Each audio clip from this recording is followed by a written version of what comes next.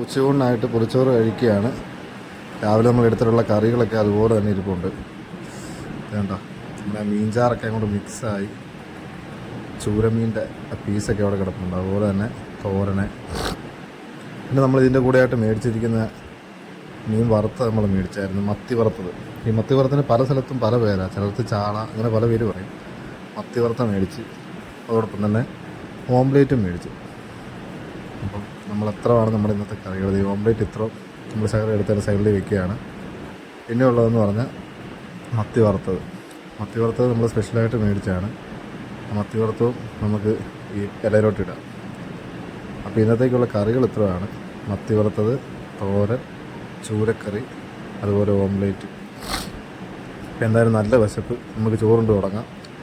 ഇതുവരെ ഈ വീഡിയോ കാണുന്ന ആരെങ്കിലും ചോറുണ്ടിട്ടില്ലെങ്കിൽ അല്ല ഭക്ഷണം കഴിച്ചിട്ടില്ലെങ്കിൽ വേഗം പോയി ഭക്ഷണം കഴിക്കുക. വീഡിയോ ഇഷ്ടപ്പെട്ട് കഴിഞ്ഞാൽ ലൈക്ക് ചെയ്യുക, ഷെയർ ചെയ്യുക, കമൻറ്റ് ചെയ്യുക, ചാനൽ ഒന്ന് സബ്സ്ക്രൈബ് ചെയ്യുക. ഓക്കെ.